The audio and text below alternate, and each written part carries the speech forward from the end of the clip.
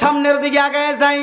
ওই যে হামান বলতেছিল, বন্ধু তুমি নিজেকে রব বলে দাবি করো, বলে আমি যদি নিজেকে রব বলে দাবি করি তাহলে এই দেশের মানুষগুলো তো আমার রব বলে দাবি করবে না। এবার বন্ধু আমার হামান বলতেছে, মানুষ যাতে তোমাকে রব বলে দাবি করে এইটা হলো দায়িত্বটা, এই দায়িত্বটা হলো আমি নিয়ে নিলাম।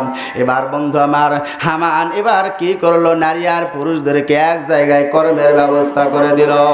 এক জায়গায় যখন কর্মের ব্যবস্থা করেছে, নারী আর পুরুষ এক জায়গায় কর্ম করার কারণে তাদের মধ্যে জিনা ব্যভিচার ছড়াইছে।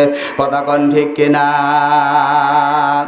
এরকম ভাবে করতে যা বন্ধু আমার এরপরে পরবর্তী 10 বছরে গিয়া এবার হামান ডাক দিয়ে বলতেছে, বন্ধু ফিরাউন তুমি এবার নিজেকে আনা রব্বুক বলে আলা বলে দাবি করো, জোরে কর নাউজুবিল্লাহ।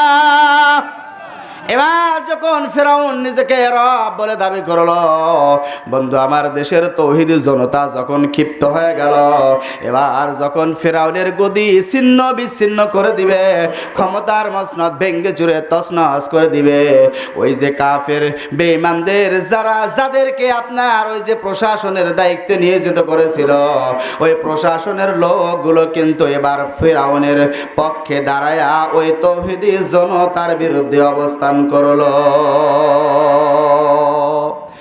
আজ লক্ষ্য করে দেখেন তো, সমাজের মধ্যে যে সমস্ত জনসাধারণ আছে, জনসাধারণের হেফাজত করার দায়িত্ব কিন্তু প্রশাসনের। কথা কোন ঠিক কিনা?